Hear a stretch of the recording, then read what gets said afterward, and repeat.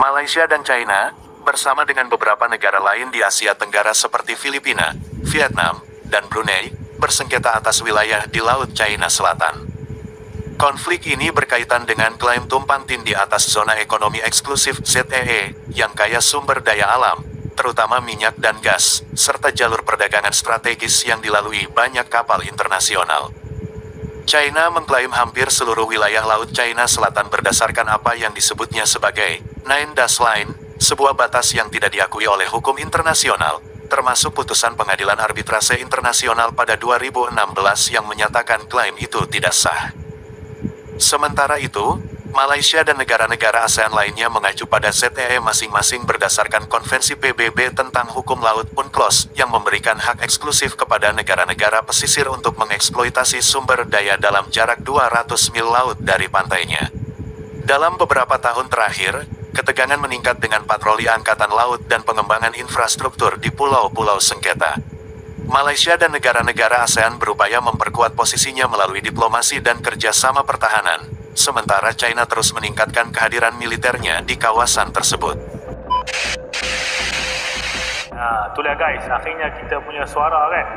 Bila kita ada suara membantah, meminta supaya ramai orang yang bersuara lah, meminta supaya Laut Cina Selatan ni nama ditukar namanya. Saya tengok di TikTok ramai. Bila saya buat video tentang Laut Cina Selatan ni, ramai yang komen menyokong, bersetuju supaya ditukar. Untuk maklumat tuan-tuan, nama Laut Cina Selatan ni telah pun ditukar oleh jiran-jiran kita. Saya beri contoh, Filipina menukar namanya kepada Laut Filipina Barat. Vietnam menukar nama kepada Laut Vietnam Timur. Indonesia menukar satu Laut Natuna, kemudian tukar lagi Laut Natuna Utara. Dan ini dibantah oleh China. Apabila Indonesia keluarkan map, dia tukar dengan nama Laut Natuna Utara. China membantahnya. Dan China sangat sensitif apabila ada usaha untuk menukar nama. Dalam kesemua negara ni, hanya satu negara saja yang belum tukar nama lagi. Malaysia, tuan-tuan. Malaysia tak berani nak tukar lagi nama laut kita ni kepada nama sama ada Malayan Sea. Kalau dalam map tulis Malayan Sea ataupun Malaysia, ataupun laut sebelum ni nama asal, nama-nama Laut Campar lah, dan ada nama-nama lain lagi. Hanya Malaysia saja yang belum menukar nama Laut Cina Selatan ni. Dan ini satu benda yang penting guys. Menukar nama ni adalah langkah pertama. Sebab itu China sangat sensitif kalau ada usaha nak tukar. Sebab apa? Dia memang dia claim macam dia boleh claim nama pun Laut Cina Selatan sudah tentulah milik China. Sebab itu kami turun, dia ambil historical lah daripada Laksana Cheng Ho dulu dan nelayan-nelayan dia orang berapa ratus tahun dahulu yang datang menangkap ikan Laut Cina Selatan ni. Dan alasan-alasan hujah-hujah dia tu tak diterima pakai, dibuang dalam perbicaraan ICJ, tak diterima pun apabila dia kalah dalam tuntutan kepada Filipina. ICJ beritahu kata laut ini, bahagian itu adalah milik Filipina. Jadi Filipina boleh melalui Exclusive Economic Zone EEZ 200 batu daripada milik kita itu, laut itu 200 batu itu adalah milik Filipina. Filipina boleh gas sama ada gali minyak ke gas ke apa, tapi China membantahnya, tak setuju. Sebab itu berlaku kerap pertemuan bot-bot pesisir antara Filipina dengan China. Jadi persoalannya Malaysia ni, kenapa Malaysia ni masih lagi tak tukar-tukar nama Laut Cina Selatan ni? Letaklah nama apa pun, Laut Nusantara ke, Laut Malaysia ke, Laut apa ke, itu pakar-pakar kita serahkan. Yang penting tu ialah menukar nama. Jadi saya cadangkan tuan-tuan baca artikel ni, Renaming the South China Sea. Tuan-tuan boleh google, ditulis oleh Samirul Arif Osman. Baca artikel ni dan tuan-tuan akan dapat gambaran betapa pentingnya kita menukar nama tersebut kepada nama lain yang menunjukkan sovereignty ataupun kedaulatan kita. Jin Juang dan Jin Keng Chan yang berlabuh di Pulau Pinang pada 5 Oktober lepas, yang kononnya atas lawatan muhibah selama 3 hari. Dikatakan tujuan lawatan ini adalah untuk memperkukuhkan hubungan diplomatik di antara Malaysia dan China bertepatan dengan ulang tahun ke-50 hubungan kedua-dua buah negara. Namun begitu, sambutan yang meriah terhadap kedatangan mereka menimbulkan kegusaran khususnya mengenai soal kedaulatan negara, terutamanya dengan adanya isu pencerobohan aset China di perairan Malaysia. Lebih mengejutkan lagi, seorang menteri dengan tenangnya mengatakan bahawa tidak timbul soal ancaman kedaulatan. Tidakkah beliau merasakan apa-apa terhadap kebimbangan rakyat ini? Ketika kita semua sedang risau tentang kehadiran kebanjiran warga Cina yang ramai masuk ke Malaysia ini tanpa kepastian bila mereka akan keluar kini, kapal perang pula yang datang. Tambahan pula isu terbaru melibatkan pelajar Malaysia yang mengibarkan bendera Cina. Kita masih tertanya-tanya mengapa mereka sebagai rakyat Malaysia perlu mengibarkan bendera negara lain sedangkan mereka itu adalah rakyat Malaysia. Dengan pelbagai isu yang timbul, banyak persoalan yang perlu dijawab oleh pihak berwajib. Ini adalah kerana perkara ini melibatkan kedaulatan negara dan mungkin membawa kepada ketegangan kaum di Malaysia.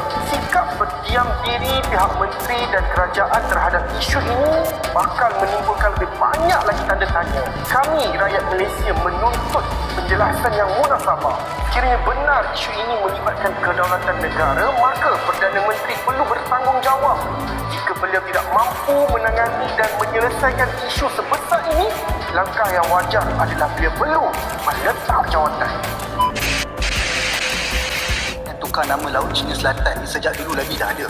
Dan saya puji Ahli Parlimen Tumpat YB Mumtaz yang bawa cadangan ini ke dalam Dewan Rakyat. Saya setuju untuk kita tukar saja nama Laut Cina Selatan kepada Laut Malaysia. Bukan jadi isu pun. Walaupun kita tukar nama Laut Cina Selatan kepada Laut Malaysia contohnya, belum tentu ianya diiktiraf oleh dunia. Bahkan negara China pun tak kisah. Tapi penukaran nama ni sebagai antara cara kita melawan tuntutan China. Bertegas dengan perairan kita, tunjuk yang kita ni juga berani melawan. Korang kena ingat ya, China pun tukar nama-nama kawasan utama laut kita dekat Sarawak sana tu tau. Contohnya Beting Raja Jarum, dia tukar kepada Baikang Ansha. Dan ada lagi beberapa lagi nama yang China tukar kepada nama Mandarin. Ini pun kena ambil kira. Tak usah pening kepala lah dalam bab ni. Tukar je lah. Lagipun negara-negara jiran kita pun dah lama buat. Contohnya Indonesia, Laut Cina Selatan mereka panggil Laut Natuna Utara. Apapun, di samping kita tukar nama Laut Cina Selatan ni, kerajaan boleh perkasakan lagi aset tentera laut kita sebagai langkah berjaga-jaga. Seriuslah, kalau ada lagi sesiapa yang tak setuju dengan cadangan ni, saya rasa sanksi sama ada mereka tak faham teknik peperangan atau memang mereka ni jenis penakut. Anda yang mana satu? Kita sekarang akan menjadi pengurusi kepada ASEAN. Banyak isu yang berlaku dengan kerajaan China membabitkan Laut Cina Selatan. Jadi kita ingin melihat dan meminta pihak kerajaan untuk mengkaji dan mempertimbangkan untuk menukar Laut Cina Selatan. Dan kita lihat di Filipina telah menamakan sebagai Laut Filipina Barat. Indonesia menggunakan nama Laut Natuna Utara. Vietnam menggunakan nama sebagai Laut Timur.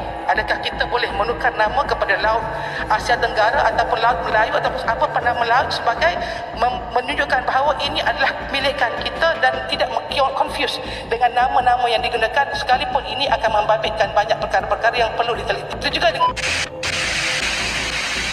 Indonesia sekali lagi mengusir kapal pengawal pantai China di Laut Natuna Utara, mencetuskan satu lagi ketegangan berhubung sempadan maritim. Jurucakap Badan Keamanan Laut Bakamla Kapten Yohanis Antara mengesahkan insiden itu berlaku kemarin.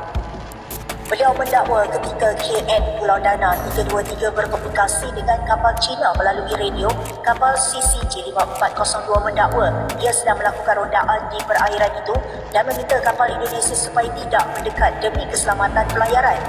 Namun permintaan itu tidak diindahkan oleh KN Pulau Dana 323 yang bekerjasama dengan kapal peronda Tentera Laut Indonesia KRI Sutedi Sena Putra 378 dan KRI Bontang 907. Agensi berita Antara melaporkan Yohanis berkata kapal CCG 5402 milik China itu turut membuat beberapa percubaan lain sepanjang Oktober 2024. Katanya kapal China tidak hanya mencerobong perairan Indonesia tetapi turut mengganggu aktiviti tinjauan seismik arwana 3D dan pemprosesan data yang sedang dijalankan oleh PT Pertamina East Natuna di kawasan Laut Natuna Utara. Tambahnya berdasarkan Konvensyen Undang-Undang Laut UNCLOS 1982, belantar benua Indonesia di Laut Natuna Utara diakui di peringkat antarabangsa yang memberi hak kepada Indonesia untuk mengeksploitasi dan meneroka sumber asli di kawasan itu tanpa sebarang gangguan.